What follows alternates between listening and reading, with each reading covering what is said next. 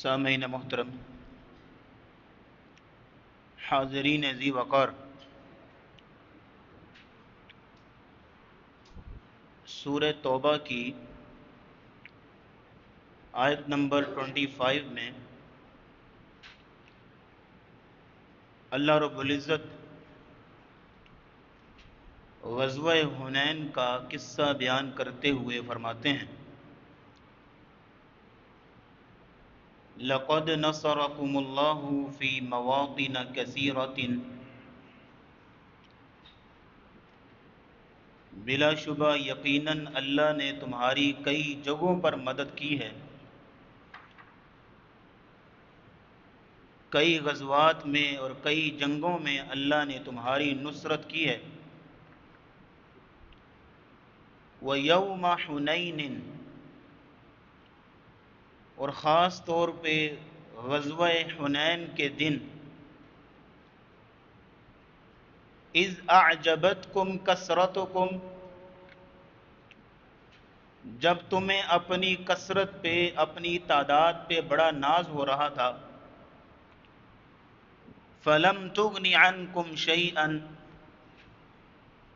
لیکن تمہاری تعداد تمہارے کچھ کام نہ آئی۔ وَضَاقَتْ عَلَيْكُمُ الْأَرْضُ بِمَا رَحُبَتْ، اور زمین تم پر تنگ ہو گئی۔ ثُمَّ وَلَّيْتُمْ مُدْبِرِينَ، پھر تم الٹے پاؤں پلٹ آئے، پیٹھ پھیر کر مڑ آئے۔ اس آیت میں غزوہ حنین کے قصے کو اختصار کے ساتھ بیان کیا گیا ہے۔ قصہ کچھ یوں ہے کہ نبی کریم صلی اللہ تعالی علیہ وسلم جب فتح مکہ سے فارغ ہوئے تو آپ علیہ الصلوۃ والسلام کو خبر ملی کہ حوازن قبیلہ، جو عرب کا ایک بہت بڑا قبیلہ ہے، وہ آپ کے خلاف فوج تیار کر رہا ہے اور ایک بہت بڑا لشکر لے کے آپ پر حملہ آور ہونے والا ہے۔ نبی کریم صلی اللہ تعالی علیہ وسلم نے خبر کی تصدیق کے لیے اپنے کچھ جاسوسوں کو روانہ کیا۔ وہ اطلاع لے کر آئے کہ جی خبر سچی ہے، وہ لوگ بڑے جوش و خروش سے تیاری کر رہے ہیں، آج نہیں تو کل وہ حملہ آور ہونے والے ہیں مکے کے اوپر۔ نبی کریم صلی اللہ تعالی علیہ وسلم نے بر وقت فیصلہ کیا کہ اس سے پہلے کہ وہ آئیں ہم ان پر حملہ کر دیتے ہیں۔ آپ علیہ الصلوۃ والسلام 12,000 کا لشکر لے کر نکلے، اور ان 12,000 کے لشکر میں 10,000 وہ فوجی تھے جن کو آپ مدینہ سے لے کر آئے ہوئے تھے، مہاجر اور انصار، فتح مکہ کے لیے، اور 2,000 مکے سے جو نئے لوگ مسلمان ہوئے وہ بھی شامل ہو گئے لشکر میں۔ ٹوٹل 12,000 کا لشکر قبیلہ حوازن کی جانب بڑھا۔ تو قرآن نے وہاں نقشہ کھینچا ہے: اِذْ أَعْجَبَتْكُمْ كَثْرَتُكُمْ، تمہیں اپنی کثرت پہ بڑا ناز ہو رہا تھا۔ سارے نہیں لیکن بہت سے مسلمانوں کے کچھ نئے لوگ بھی تھے، ان کے دلوں میں یہ چیز پیدا ہوئی کہ آج تو ہماری تعداد بہت زیادہ ہے، آج ہمیں فتح سے کوئی نہیں روک سکتا، کامیابی یقیناً ہماری ہے، دیکھو ہماری تعداد۔ وہ دن گئے کہ کبھی ہم بدر میں صرف 313 تھے، وہ دن گئے کہ جب احد میں صرف 700 تھے، وہ دن گئے کہ جب ہماری تعداد بہت تھوڑی ہوتی تھی، آج دیکھو ہمارا 12,000 کا لشکر، اور ہمارے مقابلے میں ان کی تعداد کتنی سی ہے۔ اب ہوا یہ، فَلَمْ تُغْنِ عَنْكُمْ شَيْئًا، اللہ رب العزت کو مسلمانوں کی یہ بات پسند نہ آئی کہ مسلمان کب سے اللہ کو چھوڑ کے اپنی تعداد پہ بھروسہ کرنے لگ پڑا۔ ہوا یہ کہ جیسے ہی حنین کے میدان میں اترے، یہ مکہ اور طائف کے درمیان ایک وادی کا نام ہے، اور مخالفین پہلے سے ہی پہاڑوں کی اوٹ میں گھات لگائے بیٹھے تھے، جال بچھا کے بیٹھے تھے۔ جیسے ہی یہ 12,000 کا لشکر وادی میں اترا، چاروں طرف سے تیروں کی بچھار کر دی گئی۔ اب کیا ہوا؟ وَضَاقَتْ عَلَيْكُمُ الْأَرْضُ بِمَا رَحُبَتْ، زمین تنگ ہو گئی، ثم ولیتم مدبرین، اور تم سارے پلٹ گئے۔ رسول اللہ صلی اللہ علیہ وسلم کے ساتھ 300 یا 400 کی تعداد میں لوگ رہ گئے، باقی ادھر ادھر بکھر گئے۔ ظاہر ایک سچویشن ایسی بن گئی تھی۔ تو نبی کریم صلی اللہ تعالی وسلم نے بر وقت حکمت عملی اپنائی، لوگوں کو جمع کیا۔ قصہ مختصر یہ ہے کہ اللہ نے پھر اپنے لشکر روانہ کیے، فرشتوں کو بھیجا، اور اللہ رب العزت نے پھر مسلمانوں کو فتح یاب کیا۔ اس واقعے کی طرف اللہ اشارہ کر رہے ہیں سورۃ توبہ کی آیت نمبر 25 میں، لَقَدْ نَصَرَكُمُ اللَّهُ فِي مَوَاطِنَ كَثِيرَةٍ، اللہ نے بہت سی جگہوں پر تمہاری مدد کی ہے۔ وَيَوْمَ حُنَيْنٍ، غزوہ حنین کے دن بھی اللہ نے ہی مدد کی تھی۔ اِذْ أَعْجَبَتْكُمْ كَثْرَتُكُمْ، جب تمہیں اپنی کثرت پہ بڑا ناز ہو گیا تھا۔ یہاں دیکھیے گا کہ مسلمانوں سے جو غلطی ہوئی تھی اس کو یہاں اللہ نے ہائی لائٹ کیا کہ جس کی وجہ سے یہ سزا ملی۔ وہ کیا تھی؟ اِذْ أَعْجَبَتْكُمْ، عجب، خود پسندی، عربی زبان میں اس کو عجب کہتے ہیں، کہ اپنی چیزوں پر ناز ہونا، اپنی صلاحیتوں پر اترانے لگ جانا، اپنی کسی قابلیت پہ بڑا فخر کرنا، اپنی بڑائی کا احساس ہونا، بیسیکلی اپنی بڑائی کا احساس ہو۔ اس کو خود پسندی بھی کہتے ہیں، خود نمائی بھی کہتے ہیں، خود ستائی بھی کہتے ہیں، کہ انسان اپنے آپ کو بڑی شے سمجھے۔ یعنی مثال کے طور پر اپنے کسی بھی کمال پر، چاہے وہ علم ہو، چاہے وہ دولت ہو، چاہے وہ کوئی مہارت ہو، چاہے وہ کوئی کسی بھی قسم کا سکل ہو کسی کے پاس، یا یہ ہے کہ کوئی عہدہ اور منصب ہو، یا کوئی اللہ ترقی دے دے، تو اس پر انسان اندر ہی اندر خوش ہونے لگ پڑے، فخر محسوس کرنے لگ پڑے، اترانے لگ پڑے، اور یہ سوچنے لگ پڑے میں کتنا اعلیٰ ہوں، میں کتنا برتر ہوں، میں کتنا بہتر ہوں۔ اور یہ سوچ جب دل میں پیدا ہوتی ہے، پھر ایک دن یہ زبان پہ آتی ہے تکبر بن کے، اور پھر یہ سوچ آہستہ آہستہ باڈی لینگویج میں بھی ظاہر ہوتی ہے۔ انسان اپنی حرکت و نقل سے بھی ظاہر کرتا ہے کہ یہ کیا سوچتا ہے، یہ اپنے آپ کو کیا سمجھتا ہے۔ بلکہ حدیث کو سنیے گا ذرا، مفہوم مزید واضح ہوگا۔ نبی کریم صلی اللہ تعالی علیہ وسلم نے فرمایا، متفق علیہ حدیث، بینما رجل یمشی فی حلتہ تعجبہ نفسہ، ایک شخص رستے میں چلتا جا رہا تھا، یمشی فی حلتی، اپنے بڑے خوبصورت لباس میں، زرق برق لباس پہنا ہوا ہے اور بڑے عمدے لباس میں، یمشی فی حلتی مرجل جمتہ، اپنے بالوں میں خوب کنگھی کیے ہوئے، خوب جو ہے وہ بالوں کو سنوارے ہوئے اور بالوں کو نکھارے ہوئے، تعجبہ نفسہ، اپنے اوپر بڑا اترا رہا تھا، میں بہت بہتر، کتنا خوبصورت ہوں، کتنے برانڈ کے کپڑے پہنے ہوئے، کیا شان و شوکت میری، کیا جاہ و جلال، کیا معاشرے کے اندر میرا رکھ رکھاؤ۔ یہ سوچ سوچ کے اندر ہی اندر خوش ہو رہا تھا۔ اللہ کو اس کی یہ سوچ پسند نہ آئی۔ اذ خسف اللہ بہ الارض، اللہ نے اس کو زمین میں دنسا دیا، جہاں چلتا جا رہا تھا وہیں پہ ہی زمین میں دنسا دیا۔ فہو یتجلجل الی الارض یوم القیامہ، قیامت کا دن تک وہ اسی طرح زمین میں دنستا ہی چلا جائے گا۔ یہ سوچ اللہ کو پسند نہیں کہ انسان اپنے کسی قابلیت پہ اترائے۔ اب دیکھو نا ذرا، جو تمہیداً میں نے آیت آپ کے سامنے رکھی ہے، اللہ نے ذرا سی سزا کیوں دی کہ اپنی تعداد پہ مسلمانوں کو ناز ہونے لگا تھا۔ اذ اعجبتکم کثرتکم، تمہیں اپنی تعداد پہ بڑا فخر ہو رہا تھا، آج ہم بڑی تعداد میں، آج ہمیں کوئی نہیں روک سکتا، آج ہماری یہ قابلیت وہ قابلیت۔ یہ جو سوچ ہے، یہ جو نظریات ہیں، یہ قطعی طور پہ اللہ کو پسند نہیں ہے کہ انسان کے اندر کسی طرح بھی احساس برتری آئے، اپنے آپ کو بڑا سمجھے، اپنے آپ کو اعلیٰ سمجھے۔ اس کی ایک اور مثال آپ سمجھنے چاہتے ہوں تو مزید مفہوم جو کلیئر ہوگا انشاءاللہ۔ امیر المؤمنین عمر رضی اللہ تعالیٰ عنہ ایک دن لوگوں کو جمع کیا، منبر پہ براجمان ہوئے اور اپنی زندگی کا واقعہ بیان کرتے ہیں کہ میں اپنی خالاؤں کی یعنی بنو مخزوم کی بکریاں چراتا تھا، اور میری حیثیت یہ تھی کہ چند جو مجھے مزدوری ملا کرتی تھی۔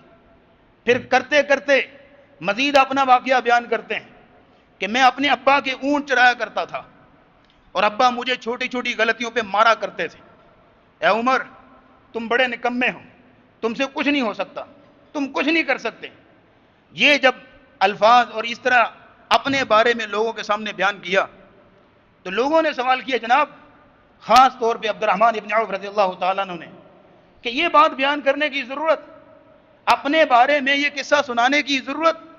کہا وجہ یہ ہے کہ آج بیٹھے بیٹھے میرے دل میں یہ خیال پیدا ہوا، یہ سوچ پیدا ہوئی کہ عمر کیا بات ہے، امیر المومنین بن گئے، 22 لاکھ مربع میل کا اکیلا حاکم، اور 22 لاکھ مربع میل پہ تیرا حکم چلتا ہے، صرف تیرا آرڈر چلتا ہے، تیرے اوپر صرف اللہ ہے اور کوئی نہیں، تیری کیا شان و شوکت ہے، کیا جاہ و جلال ہے۔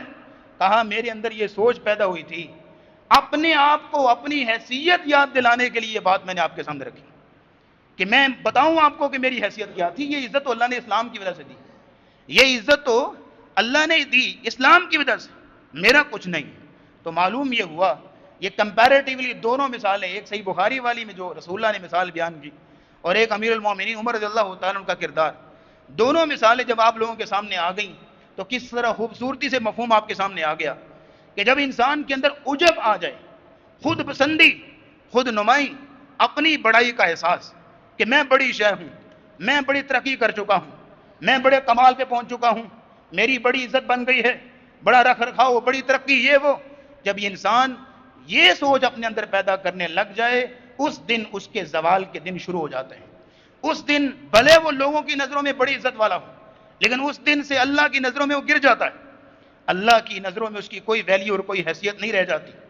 اگر آپ اس عجب کو، اس خود پسندی کے مفہوم کو مزید تفصیل سے سمجھنا چاہتے ہیں تو سورہ کہف کے 5ویں رکوع میں اللہ نے ایک پورا واقعہ بیان کیا ہمارے سامنے، ایک باغ والوں کا قصہ، 2 لوگوں کا ڈائلاگ اور مکالمہ، 5واں رکوع مکمل سورہ کہف میں ہے۔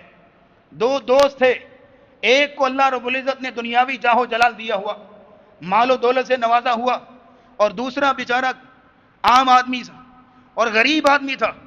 اب ہوا یہ، قصے کو ذرا نوٹ کیجئے گا، مکالمے کے الفاظ پہ ذرا نظریں جمائیے گا۔ وَاضْرِبْ لَهُمْ مَثَلَ الرَّجُلَيْنِ جَعَلْنَا لِأَحَدِهِمَا جَنَّتَيْنِ مِنْ أَعْنَابٍ، ایک بندہ وہ کہ جس کو اللہ نے 2 باغ دیے ہوئے انگوروں کے۔ آپ ذرا لوکیشن چیک کیجئے اور باغ کی حیثیت چیک کیجئے، ویلیو چیک کیجئے۔ جعلنا لأحدهما جنتین من اعناب، 2 باغ انگوروں کے، وحففناہما بنخل، اور یہ ہے کہ انگوروں سے لدے ہوئے، اور اس کے ارد گرد چاروں طرف کھجوروں کے درختوں کا جھنڈ تھا، بیچ میں انگور ہیں لدے ہوئے اور چاروں طرف کھجوروں کے درختوں کا جھنڈ ہے۔ وحففناہما بنخل وجعلنا بینہما زرعا، اور دونوں باغوں کے بیچ میں ایک کھیت تھا جہاں سے بھی پیداوار آتی، اناج پیدا ہوتا، اور اللہ رب العزت فرماتے ہیں کلتا الجنتین آتت اکلہا ولم تظلم منہ شیئا وفجرنا خلالہما نہرا، وہ باغ اپنے خوب پھل دیتے، خوب اناج پیدا ہوتا، خوب درختوں سے کھجوریں جو اترتی، اور پھر یہ ہے کہ دونوں باغوں کے بیچ میں ایک نہر بھی جاری تھی۔ اب دیکھیے اس اعتبار سے، اس زمانے کے اعتبار سے کس طرح شان و شوکت ہے اس باغ کی، کیا ویلیو ہے، کیا جاہ و جلال ہے۔ اب یہ باغ والا شخص اپنے وہ غریب دوست کو پاس بٹھا کے ہر وقت کہتا رہتا، دیکھو انا اکثر منک مالا واعز نفرا، میں زیادہ ہوں تم سے مال میں بھی، واعز نفرا، اور میرے پاس نفری بھی زیادہ ہے، میرا رکھ رکھاؤ ہے، دور دور سے لوگ ملنے آتے ہیں، بڑے بڑے لوگ سلام کرتے ہیں، اور بڑے بڑے لوگ میرے پاس آ کے مجھے سلامیں پیش کرتے ہیں۔ واعز نفرا ودخل جنتہ وهو ظالم لنفسه، اپنے باغ میں داخل ہوا اور چاروں طرف دیکھ دیکھ کے پھول رہا ہے، بڑا خوش ہو رہا ہے، اور کہنے لگا قال ما اظن ان تبید هذه ابدا، کبھی یہ باغ بھی ختم ہوگا، دیکھو میں نے کیسے سجایا اس کو، کیسے بنایا اس کو، کیسے محنت کی۔ لیکن جو غریب آدمی تھا وہ مومن، جو غریب آدمی تھا وہ مومن، سمجھدار، اللہ والا، اس نے کہا اکفرت بالذی خلقک من تراب، کیا تو اس رب سے کفر کر رہا ہے کہ جس رب نے تمہیں مٹی سے بنایا، اور پھر کہنے لگا لیکنہ اللہ ربی ولا اشرک بہ احدا، میں اپنے رب کے ساتھ کسی کو شریک نہیں ٹھہراؤں گا، تم کفر کر رہے ہو اور شرک کر رہے ہو۔ ذرا یہاں میں جو بتائیے گا، اس نے کون سا کفر کیا ہے؟ مالدار آدمی نے کون سا کفر کیا ہے؟ کون سا شرک کیا ہے جو اس نے اس پر کفر اور شرک کا فتویٰ لگا دیا ہے؟ حالانکہ وہ تو اپنے باغ پر خوش ہو رہا ہے نا، کفر اور شرک تو نہیں کیا۔ سر یہاں پہ شرک سے مراد مادہ پرستی کا شرک ہے، مادہ پرستی کا شرک، جو آج کے دور میں سب سے بڑا شرک مادہ پرستی کا شرک ہے۔ آج کے دور میں آپ کو کوئی نظر نہیں آئے گا کہ ستارے کو پوج رہا ہو، کوئی نظر نہیں آئے گا کہ وہ چاند کی پوجا کر رہا ہو، کوئی نظر نہیں آ رہے گا کہ جو سورج کی پوجا کر رہا ہو۔ آج کے دور کا سب سے بڑا شرک اگر کوئی ہے تو مادہ پرستی کا شرک ہے، کہ میری فلاں ڈیزائن کی گاڑی ہونی چاہیے، فلاں جگہ پہ میری کوٹھی ہونی چاہیے، اور یہ جاہو جلال ہو، فلاں برانڈ کا موبائل ہونا چاہیے، فلاں یہ چیز، فلاں وہ چیز، سارا مٹیریلزم اور مادہ پرستی کا دور ہے۔ اس نے کہا تم نے شرک کیا اور کفر کیا۔ اور اگلی بات سنیے گا جو مفہوم واضح ہوتا ہے، وَلَوْلَا إِذْ دَخَلْتَ جَنَّتَكَ، اس کو سمجھا رہا ہے کہ بھائی وَلَوْلَا إِذْ دَخَلْتَ جَنَّتَكَ، کیوں ایسا نہ ہوا کہ تو جب اپنے باغ میں داخل ہوا تھا تو یہ کہتا ما شاء اللہ لا قوت الا باللہ، کہ مجھے میرے رب نے عطا کیا ہے، لا قوت الا باللہ، اللہ رب العزت کے علاوہ میرے پاس کوئی قوت نہیں ہے، کوئی طاقت نہیں ہے۔ تم نے ایسا کیوں نہ کہا ان ترانی انا اقل منک مالا وولدا، کہ جب تم دیکھ رہے ہو کہ تم زیادہ ہو، مال میں بھی، اولاد میں بھی، تعداد میں بھی زیادہ ہو، تو پھر یہ ہے کہ تم نے اس پر فخر کرنے کی بجائے یہ کیوں نہ کہا ما شاء اللہ لا قوت الا باللہ۔ یہاں یہ بات ہمیں سمجھ میں آتی ہے، یہاں یہ بات سمجھ میں آتی ہے کہ اگر کبھی بیٹھے بیٹھے خود پسندی اور خود نمائی یا اس طرح کی کوئی سوچ پیدا ہو تو کیا پڑھنا چاہیے؟ ما شاء اللہ لا قوت الا باللہ، میرا کچھ نہیں، میرے رب کا کمال ہے، یہ اسی نے عطا کی ہے، یہ اسی کا عطا کر دے۔ یہ سوچ پیدا ہوتی ہے بیٹھے بیٹھے، جب انسان اپنے آفس میں بیٹھ کے 4-5 لوگوں کو اپنے ارد گرد اپنے حکم کا پابند دیکھتا ہے نا، تو یہ بڑائی پیدا ہوتی ہے۔ اگر کسی جگہ پہ بڑی گاڑی میں سے گزرتے ہوئے چھوٹے لوگوں پر نظر پڑتی ہے نا، تو یہ احساس پیدا ہوتا ہے۔ اگر کسی جگہ پہ اللہ نے سہولیات سے نوازا ہوا ہے تو وہاں گھر بیٹھے بیٹھے جو ہے یہ سوچ پیدا ہوتی ہے کہ کبھی میں ایسے ہوتا تھا، کبھی ایسے ہوتا تھا، آج میرے پاس یہ ہے وہ ہے، تو فوراً یہ الفاظ ہوں میرا کوئی کمال نہیں ہے، یہ میرے رب کی عطا ہے، ما شاء اللہ لا قوت الا باللہ۔ اسی طرح کی غلطی کی قارون نے بھی۔ سورہ قصص کے 8ویں رکوع میں اللہ رب العزت نے پورا واقعہ بیان کیا۔ قارون کو بڑے خزانوں سے اللہ نے نوازا ہوا، یہ تھا بنی اسرائیل میں سے، اور آپ یہ بات سن کے مزید حیران ہوں گے، تھا حضرت موسیٰ علیہ السلام کا فرسٹ کزن، چچا زاد بھائی تھا، بڑا قریبی، لیکن مال و دولت کہاں سے کمایا؟ فرعون کا پالتو بن کے، فرعون کا پالتو بنا، اپنی قوم سے غداری کی، اور یہ فرعون نے پھر اس کو خوب الاٹ کی جائیدادیں، جاگیریں، خوب اس کو نوازا۔ اور پھر یہ ہے کہ قرآن کہتا ہے لَتَنُوءُ بِالْعُصْبَةِ أُولِي الْقُوَّةِ، کہ اس خزانے کی، جو اس کے پاس خزانے تھے، اس کی چابیاں ایک بہت بڑی جماعت اٹھاتی تھی۔ چابیوں سے مراد یہ آج ہمارے جو تالے ہیں، چابیاں وہ نہیں ہیں۔ اس زمانے میں آپ کو پتا ہے کہ ایک پھاٹک نما دروازے ہوتے تھے گوداموں کے، اور یہ ہے کہ ایک بڑی سی بہت بڑی موٹی لکڑی جو ہے وہ دروازے کے اوپر لگا دی جاتی تھی، جس کو اڑنگے بولتے تھے۔ وہ ظاہر ہے کہ ایک بندہ نہیں اٹھا سکتا، 2 بندے اٹھاتے تھے، تو اگر ایک گودام ہو تو 2 لوگ ہیں، 2 گودام، اس طرح کر کے، تو کتنی بڑی جماعت قوت والی اس کی چابیاں اٹھاتی تھی، اتنے بڑے خزانے۔ لوگوں نے کہا لا تفرح، اتراؤ نہیں، ان اللہ لا يحب الفرحین، کیا کر رہے ہو، اللہ تو اترانے والوں کو پسند نہیں کرتا۔ تو اس نے کہا انما اوتیتہ علی علم عندی، یہ میرا اپنا علم ہے، میرا اپنا کمال ہے، میرا اپنا تجربہ ہے، مجھے پتہ چل جاتا تھا کہ اس وقت مارکیٹ کی ویلیو یہ ہے، اس وقت مارکیٹ کی ڈیمانڈ یہ ہے، میں اس حوالے سے جو اسٹریٹجی اپناتا تھا، حکمت عملی اپناتا تھا۔ میرے بر وقت علم نے، تجربے نے مجھے یہاں تک پہنچایا ہے، میرا اپنا کمال ہے۔ اور پھر خود نمائی یہاں تک کرتا تھا فخرج علی قومہ فی زینتہ، ایک پائی بھی اپنے اوپر یا کسی پر خرچ نہیں کرتا تھا، صرف دکھاوا رکھا ہوا، اور اپنے جاہ و جلال کے ساتھ لوگوں کے درمیان روزانہ نکلتا تھا۔ فخرج علی قومہ فی زینتہ، اس کا انجام کیا ہوا کہ اللہ نے اس کو اور اس کے تمام مال و دولت اور غلاموں اور ساروں سمیت اللہ رب العزت زمین میں دنسا دیا۔ کیوں؟ یہ عجب اللہ کو پسند نہیں، یہ خود پسندی اللہ کو پسند نہیں ہے۔ تو یہ دونوں واقعات جو میں نے آپ کے سامنے رکھے قرآن کے، یہاں یہ بات پوری طرح نکھر کے سامنے آ جاتی ہے کہ کس قدر یہ ناپسندیدہ عمل ہے، کیسی یہ بری سوچ ہے یہ سوچ جو دل میں پیدا ہوتی ہے، دماغ میں انسان سوچتا ہے، اپنی برتری کا احساس کرتا ہے، اپنے آپ کو اعلیٰ شخصیت سمجھتا ہے، لیکن یہ ہے کہ اس کی وجہ سے جو اللہ رب العزت کے ہاں اس کے لیے گناہ لکھا جاتا ہے وہ ہمارے سامنے بالکل واضح ہے۔ یہ خود پسندی آج ہمارے معاشرے کا ایک ایسا ناسور ہے، ایسی ناسور بیماری ہے کہ جس کی وجہ سے انسان عملی طور پر بھی اور اخلاقی طور پر بھی کھوکھلا ہو رہا ہے۔ آج ہمارے معاشرے میں ہر طرف آپ دیکھیں خود پسندی کا خمار سر چڑھ کے دوڑ رہا ہے، ہر طرف خود نمائش، شو آف، اترانا، فخر کرنا، اور یہ ہے کہ واہ واہ اور بلے بلے، بس یہی چیزیں آج ہمارے معاشرے میں رہ گئی ہیں۔ جو شخص چند روپے کما لے وہ سمجھتا ہے کہ علاقے کا چودھری میں ہی ہوں، میرا حکم چلنا چاہیے، گھر میں میری بات ماننی چاہیے کیونکہ میں 4 پیسے کمانے لگ پڑا ہوں، میری اب ویلیو ہے، میری اب حیثیت ہے۔ جس شخص کو 4 لفظ علم کے پڑھنے آ جائیں وہ سمجھتا ہے کہ اس دور کا شیخ الاسلام ابن تیمیہ میں ہی ہوں۔ اگر کسی شخص کو اللہ خوبصورت آواز دے دے اور 4 لوگ تعریف کر دے جناب کیا کمال آواز ہے، وہ سمجھتا ہے کہ امام کعبہ بننے کا میں اہل ہو چکا، اب مجھے کوئی نہیں روک سکتا۔ پھر اسی طرح اگر کوئی شخص چند لوگوں میں بیٹھ کے تقریر کر سکے اور لوگ کہیں واہ کیا تقریر کی ہے، وہ سمجھنے لگ پڑتا ہے کہ خطیب پاکستان میں ہی ہوں، خطیب عوام میں ہی ہوں۔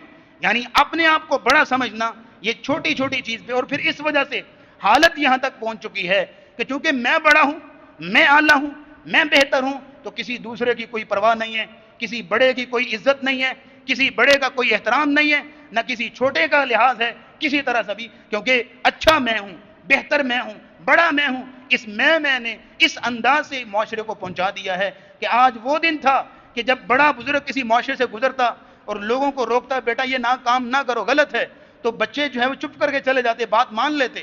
آج وہی بچے اسی بزرگ کو 10 نہ سنا لیں اس وقت تک جو ہے وہ ان کو چین نہیں آتا۔ کیوں؟ خود نمائی اتنی ہو گئی، خود پسندی اتنی ہو گئی، اور اپنے آپ کی بڑائی کا احساس اس قدر لوگوں کے ذہنوں میں اجاگر ہو چکا ہے۔ اب اگلی بات یہ سمجھیے گا، اس خود پسندی کی وجہ سے جب کسی کے اندر عجب آتا ہے، یہ برتری کا احساس آتا ہے، اور وہ اس احساس کے ساتھ جیتا ہے اور یہ ہر چیز کو اپنا کمال سمجھتا ہے اور اپنے آپ کو بڑی شے سمجھتا ہے، تو اس وجہ سے پھر اس کے اندر 3 علامتیں ضرور ظاہر ہوتی ہیں۔ 3 علامتیں ضرور ظاہر ہوتی ہیں، علامتیں نہ کہیے بیماریاں اور گناہ کہہ لیجئے، کہ 3 گناہ اس کے اندر لازمی پیدا ہوتے ہیں۔ پہلا گناہ نوٹ کر لیجئے، وہ یہ ہے کہ جب اس کے اندر خود پسندی آتی ہے، عجب آتا ہے، تو وہ پھر اپنی تعریفیں کرنے لگ پڑتا ہے۔ جگہ جگہ پہ آپ دیکھیں اپنی تعریفیں، کسی بھی مجلس میں جب تک کہ اپنی تعریف میں چند باتیں نہ کر لے مجلس ہی پوری نہیں ہوتی۔ اپنے تزکیے، اپنے کمالات، ہاتھ بڑھا بڑھا کے اپنی تعریفیں، ان کے بارے میں قرآن نے اللہ نے کہا، سورہ النساء کی آیت نمبر 49، الم تر الی الذین یزکون انفسہم، اے نبی کیا آپ نے دیکھا ان لوگوں کی طرف کہ جو اپنے تزکیے کرتے ہیں، اپنی تعریفیں بیان کرتے ہیں، اپنے آپ کو اعلیٰ سمجھتے ہیں، اپنے آپ کو بہتر سمجھتے ہیں؟ بل اللہ یزکی من یشاء، بلکہ اللہ جس کو چاہتا ہے بہتر بناتا ہے، اللہ جس کو چاہتا ہے اعلیٰ بناتا ہے، اللہ جس کو چاہتا ہے۔ بلکہ سورہ نجم کی آیت نمبر 32 میں اللہ نے اسی مفہوم کو مزید 2 ٹوک انداز میں بیان کیا، فرمایا فلا تزکوا انفسکم هو اعلم بمن اتقى، اے لوگوں اپنی تعریفیں نہ بیان کیا کرو، فلا تزکوا انفسکم، اپنے تزکیے نہ بیان کیا کرو، اپنے آپ کو اعلیٰ نہ سمجھا کرو۔ کیوں؟ هو اعلم بمن اتقى، وہ زیادہ بہتر جانتا ہے کہ کون تقوی والا ہے، کون بہتر ہے، کون اعلیٰ ہے۔ آپ کے اعلیٰ سمجھنے سے یا آپ کے اعلیٰ کہنے سے آپ اعلیٰ نہیں بن جاتے۔ اعلیٰ وہ ہے کہ جو اللہ رب العزت جس کو مقام دے، جس کو مرتبہ دے۔ بلکہ اللہ نے کہا هو اعلم بكم اذ انشأكم من الارض واذ انتم اجنة في بطون امهاتكم، جب تم اپنی ماں کے پیٹ میں تھے اللہ تمہیں تب سے جانتا ہے۔ اس لیے اللہ کے سامنے کسی کے تزکیے بیان نہ کرو کہ فلاں بہتر ہے، فلاں اعلیٰ ہے۔ یہ وہی بات ہوئی جیسے ایک ضرب المثل ہے کہ تھوتھا چنا باجے گنا، کہ جو بندہ کسی کی اس کی حیثیت نہیں ہوتی وہ اتنا اپنی تعریفیں سنا سنا کے اپنے آپ کو بہتر گنوا گنوا کے بہتر بننے کی کوشش کرتا ہے۔ بہرحال یہ پہلی بیماری ہے جو اس کے اندر پیدا ہوتی ہے، جو خود پسندی کا شکار ہوتا ہے کہ اپنی تعریفیں۔ دوسری بیماری اس کے اندر جو پیدا ہوتی ہے وہ یہ ہے کہ نہ صرف کہ خود اپنی تعریفیں بیان کرتا ہے بلکہ یہ چاہتا ہے کہ لوگ بھی میری تعریفیں کریں، لوگوں کی تعریفیں سننا چاہتا ہے۔ اور پھر یہ ہے کہ ادھر سے تعریف ہوئی، ادھر سے واہ واہ ملی، ادھر سے داد ملی، آج بھی تعریف، کل بھی، پرسوں بھی، کرتے کرتے تعریف کا ایسا نشہ لگ جاتا ہے کہ جب تک دو چار بندوں سے اپنی تعریف نہ سن لے سکون نہیں ملتا، اور سمجھتا ہے کہ میرے سے کام بہتر نہیں ہوا کیونکہ کسی نے تعریف نہیں کی۔ اس طرح یہ حالت یہ ہو جاتی ہے تعریفیں سننے کی وجہ سے۔ بلکہ سورہ آل عمران کی آیت نمبر 188 میں تو اللہ نے ایک اور بات بیان کی کہ یہ لوگ نہ صرف اپنی تعریفیں سننا چاہتے ہیں، بلکہ یہ چاہتے ہیں کہ جو کام انہوں نے نہیں کیے ان پر بھی ان کی تعریفیں ہوں، ان پر بھی انہی کو کریڈٹ ملے۔ اللہ فرماتے ہیں لا تحسبن الذین یفرحون بما اتوا، اے نبی آپ نہ سمجھیے ایسے لوگوں کو کہ جو لوگ ذرا سا کام کریں گے تو بڑا اترائیں گے، تھوڑا سا کام کیا، تھوڑا سا عمل کیا، بہت اترائیں گے، میں نے بڑا کام کر لیا۔ وَيَحْسَبُونَ، آگے فرمایا کہ وَيُحِبُّونَ أَن يُحْمَدُوا بِمَا لَمْ يَفْعَلُوا، اور وہ چاہتے ہیں کہ ان کی ایسے کاموں پر تعریف ہو بِمَا لَمْ يَفْعَلُوا، کہ جو انہوں نے کیے ہی نہیں ہیں، جو ان کی حیثیت ہے ہی نہیں ہے وہ حیثیت سمجھی جائے، جو ان کی اصل حیثیت، یا اگر مجھے اجازت دیں تو میں لفظ بول لوں، وہ ان کی اوقات ہے ہی نہیں، لیکن وہ سمجھتے ہیں کہ ہمیں وہ حیثیت دی جائے۔ وَيُحِبُّونَ أَن يُحْمَدُوا بِمَا لَمْ يَفْعَلُوا، تو اللہ کہتے ہیں فَلَا تَحْسَبَنَّهُمْ بِمَفَازَةٍ مِّنَ الْعَذَابِ، نہ سمجھیے آپ کہ یہ لوگ اللہ کے عذاب سے بچ جائیں گے۔ وَلَهُمْ عَذَابٌ عَلِيمٌ، ایسے لوگوں کے لیے دردناک عذاب ہے۔ چھوٹا گناہ ہے جہاں پہ عذاب کی دھمکی دی جا رہی، چھوٹا گناہ ہے کہ اپنے آپ کو بڑا سمجھنا یا اپنی تعریفیں سننے چاہنا، کیونکہ اب تعریفوں کی وجہ سے وہ انسان اپنے آپ کو بڑی شے سمجھنے لگتا ہے، اس کے اندر تکبر پیدا ہو جاتا ہے، اکڑ پیدا ہو جاتی ہے، اور وہ سمجھتا ہے کہ بس میں جو ہوں وہ ہوں، کیونکہ چار لوگ مجھے سننے لگ پڑے ہیں، چار لوگوں کے درمیان میری حیثیت بن پڑی ہے، چار لوگ مجھے سلام کرنے لگ پڑے ہیں، اب میں جو بن گیا ہوں وہ میں ہی ہوں نا، اور کوئی نہیں بن سکتا۔ تو اللہ رب العزت نے اسی لیے ایسے امور سے منع کیا۔ اگلی بات دیکھیے کہ نبی اسلام نے اسی لیے منع فرمایا ایاکم والتمادح فانہ ذبح، لوگوں ایک دوسرے کی تعریفیں کرنے سے باز آ جاؤ، کیونکہ فانہ ذبح، تعریف یہ ذبح کرنا ہے کہ اگلا پھول بیٹھے گا، اپنے آپ کو بڑی شے سمجھے گا، تکبر میں آ جائے گا۔ ایک صحابی نے دوسرے کی تعریف کی اور کافی کلمات کہے تو نبی کریم صلی اللہ تعالی وسلم نے فرمایا ویحک، ویحک، افسوس ہے تجھ پر، قطعت عنق صاحبک، تو نے تو اپنے بھائی کی گردن کو مار دیا، یعنی اس کو قتل کر دیا تم نے اس کی تعریف کر کے، وہ تو اب بھولنے نہیں سمائے گا، تکبر میں اور اکڑ میں اور غرور میں آ جائے گا۔ اس لیے نبی اسلام نے فرمایا کہ اگر کسی کی تعریف کرنا بھی ہو تو یہ کہہ دیا کرو کہ میرا گمان ایسے ہے، باقی اللہ بہتر جانتا ہے۔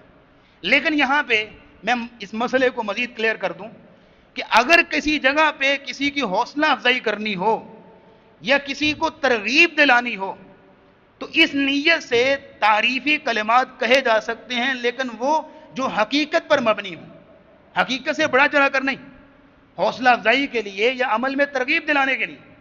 جیسے نبی کریم صلی اللہ تعالی وسلم کے پاس صحابی آئے اشج عبد القیس، ان کے قبیلے کے باقی لوگ بھی آئے تھے، اور وہ بھاگے رسول اللہ کے پاس کہ ہم پہلے جا کے رسول اللہ سے سلام لیتے ہیں، جلدی جلدی میں بھاگے۔ لیکن اشج عبد القیس نے بڑی تحمل سے اپنی سواری سے نیچے اترے، کپڑے جھاڑے، اپنے کپڑوں کو درست کیا، اور یہ ہے کہ اپنی سواری کو باندھا اور بڑے تحمل سے آرام سے رسول اللہ کے پاس آ کے سلام کیا اور ملے۔ نبی کریم صلی اللہ تعالی وسلم نے کہا اشج ان فیک خصلتین، آپ کے اندر دو خوبیاں ہیں، یحبہم اللہ، اللہ کو بڑی پسند ہیں۔ یا رسول اللہ کون کون سی؟ آپ نے فرمایا الحلم والانات، ایک تحمل اور دوسرا یہ ہے کہ سنجیدگی۔ یا رسول اللہ یہ میرے اندر ابھی ہیں یا پہلے سے تھی؟ کہا ابھی اللہ کی طرف سے آپ کے اندر پیدا ہوئی ہیں اور ان کو قائم رکھی۔ تو کیا مطلب ہے؟ حوصلہ افزائی کے لیے اور دوسروں کو ترغیب کے لیے، یا وہ بندہ اس عمل پہ مزید مضبوط ہو جائے، اس نیت سے تعریفی کلمات جو حقیقت پر مبنی ہو کہے جا سکتے ہیں۔ جیسے مسند احمد کی حدیث ہے، سیدہ عائشہ رضی اللہ تعالیٰ عنہ بیان کرتی ہیں کہ میں مسجد سے لیٹ گھر آئی، رسول اللہ پہلے گھر آئے گئے، میں لیٹ ہو گئی، جب لیٹ آئی تو رسول اللہ نے پوچھا یا عائشہ کہاں تھیں آپ، اتنی لیٹ کیوں مسجد سے واپس آئیں؟ کہا مسجد میں ایک شخص قرآن پڑھ رہا تھا، اتنی خوبصورت آواز کہ میں نے آج تک ایسی خوبصورت آواز نہیں سنی۔ نبی کریم صلی اللہ تعالی وسلم اٹھ کے چلے گئے اور جا کے دیکھا تو وہ سالم رضی اللہ تعالیٰ عنہ تھے، اور آپ علیہ السلام نے ان کو دیکھ کر کہا، تھوڑی سی قرات سنی بھی، اور پھر آپ نے کہا الحمدللہ الذی جعل فی امتی مثلک، اے سالم اللہ کا شکر ہے جس نے میری امت میں تمہارے جیسے لوگ پیدا کیے۔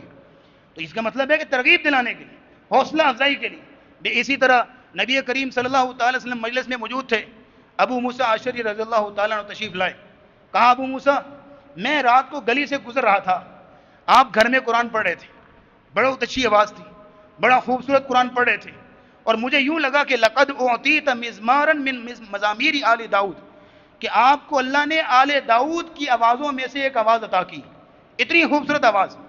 تو ابو موسیٰ اشعری رضی اللہ تعالیٰ عنہ کہنے لگے یا رسول اللہ صلی اللہ تعالی وسلم، مجھے پتا ہوتا کہ آپ سن رہے ہیں، میں اور اچھے انداز سے پڑھتا۔ تو اس کا مطلب یہ ہے کہ وہ تعریف جو مبالغے پر مبنی ہو، وہ تعریف جو جھوٹ پر مبنی ہو، وہ تعریف جو مرچ مسالے لگا کے بڑھا چڑھا کے تعریفیں کی جائیں تاکہ اگلے کی چاپلوسی اور خوشامد ہو، اس سے منع کیا گیا ہے، مبالغہ نہ ہو، بلکہ جو حقیقت پر مبنی ہو اور نیت یہ کہ حوصلہ افزائی کے لیے، نیت یہ ہو کہ اگلے کو ترغیب دلانے کے لیے وہ تعریف جو ہے وہ جائز اور مناسب ہے۔ آخری بات یہ سنیے گا، تیسری علامت جو اس کے اندر پیدا ہوتی ہے، جس کے اندر خوش پسندی آ جائے، خود پسندی آ جائے، خود نمائی آ جائے، تو تیسری جو سب سے بڑی چیز اس کے اندر پیدا ہوتی ہے وہ تکبر ہے، کہ جب خود پسندی آئی ہے، وہ سوچ کو اس نے قائم رکھا، اب اس کے اندر تکبر پیدا ہو گیا، اپنے آپ کو بڑی شے سمجھنے لگ گیا۔ اب اس تکبر کی وجہ سے اللہ رب العزت نے اس صف سے منع کیا۔ یہ نہیں ہے کہ اسلام آپ کو احساس کمتری کا شکار کرنا چاہتا ہے کہ آپ کہیں کہ میں کچھ نہیں ہوں، میرے اندر کچھ نہیں، میں کچھ نہیں ہوں، نہیں، آپ اپنے آپ کو خود اعتمادی رکھیں، سیلف اسٹیم آپ رکھیں، لیکن یہ ہے کہ کمال کس کا؟ بولے نا ذرا، اللہ کا، میرا کوئی کمال نہیں۔ اپنے اندر احساس، یہ نہیں کہ اسلام آپ کے اندر احساس کمتری پیدا کرنا چاہتا ہے، نہیں، وجہ یہ ہے کہ جب خود پسندی آ جاتی ہے نا، پھر انسان سمجھتا ہے کہ میں بہتر ہوں۔ جب میں بہتر ہوں تو غلط کون ہے؟ دوسرا۔ جب میں بہتر ہوں غلط کون ہے؟ دوسرا۔ میں تو غلط ہے ہی نہیں۔ اس لیے آج ہماری نظر میں سارے برے ہیں، اگر کوئی سب سے اچھا انسان ہے تو وہ میں ہوں۔ کیوں جی؟ ایسے ہی ہے نا کہ جو میں ہوں وہ میں ہوں، میں غلط ہو ہی نہیں سکتا، میں کیوں سوری کروں، میں کیوں معذرت کروں، میں تو بہتر ہوں، میں تو اعلیٰ ہوں۔ اس لیے وجہ یہ ہے کہ انسان کو اپنے عیب نظر نہیں آتے، کیونکہ دوسروں کی غلطیوں پر نظر ہوتی ہے اور اپنی اچھائیوں پر نظر ہوتی ہے، اپنی بہتری پر نظر ہوتی ہے۔ اس تکبر سے روکنے کے لیے اسلام نے جو ہے وہ اسے منع کیا۔ اور امام عمر رضی اللہ تعالیٰ عنہ، امیر المومنین عمر رضی اللہ تعالیٰ عنہ فرماتے ہیں کہ جب کسی کے اندر تکبر آتا ہے تو اللہ رب العزت اس کی حیثیت کو گھٹا دیتے ہیں۔ اب ہوتا یہ ہے کہ وہ اپنی نظر میں بڑا ہوتا ہے لیکن لوگوں کی نظر میں چھوٹا ہوتا ہے، لیکن جس کے اندر عاجزی انکساری آئے، اللہ اس کی ویلیو اور حیثیت کو، اس کی عزت کو بڑھا دیتے ہیں۔ ہوتا یہ ہے کہ وہ اپنی نظر میں چھوٹا سمجھتے ہیں اپنے آپ کو، لیکن لوگوں کی نظر میں وہ بڑا ہو جاتا ہے۔ اور اسی طرح محمد بن حسین رحمۃ اللہ علیہ کہا کرتے تھے اذا دخل القلب امرئ من کبر، کہ جب کسی بندے کے دل میں تکبر آ جاتا ہے تو جتنا تکبر آتا ہے اتنی اس کی عقل اور حکمت و دنائی سلب ہو جاتی ہے۔ جتنا تکبر آئے گا اتنی حکمت و دنائی اس سے ختم ہوگی، اتنا پاگل پن اس کے اندر آئے گا۔ اور بلکہ تکبر کے جرم میں صرف ایک بات آپ نوٹ کر لینا تو یقین کیجئے گا ساری باتیں ختم ہیں۔ نبی کریم صلی اللہ علیہ وسلم نے فرمایا لا يدخل الجنت من کان فی قلبہ مثقال ذرۃ من کبر، جس بندے کے دل میں ذرے کے برابر بھی، تھوڑا سا بھی اگر تکبر ہے، اپنے آپ کو بڑی شے سمجھتا ہے، وہ بندہ جنت میں داخل نہیں ہوگا۔ اس کے بعد وہ بات رہتی ہے، تو یہ تکبر کہاں سے پیدا ہوتا ہے؟ پیچھے خود پسندی ہوتی ہے۔ وہ شروع سے بات لے آئیے اذ اعجبتکم کثرتکم، تمہیں اپنی کثرت پہ بڑا ناز ہو رہا تھا۔ تو کثرت پہ جب ناز ہوتا ہے تو پھر انسان اس سوچ کو بڑھاتا ہے اور تکبر میں مبتلا ہوتا ہے، اور تکبر جو ہے وہ اللہ کو پسند نہیں ہے۔ تکبر صرف زیب دیتا ہے تو اللہ کو زیب دیتا ہے۔ اللہ فرماتے ہیں الکبریاء ردائی، تکبر میری چادر ہے، اور والعظمت ازاری، اور عظمت اور شان و شوکت میری ازار ہے۔ یعنی تکبر اللہ کی چادر ہے اور عظمت اللہ کا ازار ہے۔ تو فرمایا جو بندہ ان میں سے کسی چیز کو سلب کرنے کی، چھیننے کی کوشش کرے گا، چاہے تکبر ہو، چاہے وہ شان و شوکت ہو، تو اللہ کہتے ہیں میں اس کو جہنم میں گھسیٹوں گا۔ اللہ رب العزت ہمیں محفوظ فرمائے، اللہ رب العزت ان اخلاقیات سے ہمیں بچائے جو کہ بری اخلاقیات ہیں، اور اچھی اخلاقیات سے ہمارے اخلاق کو مزین کرے۔ وآخر دعوانا الحمدللہ رب العالمین۔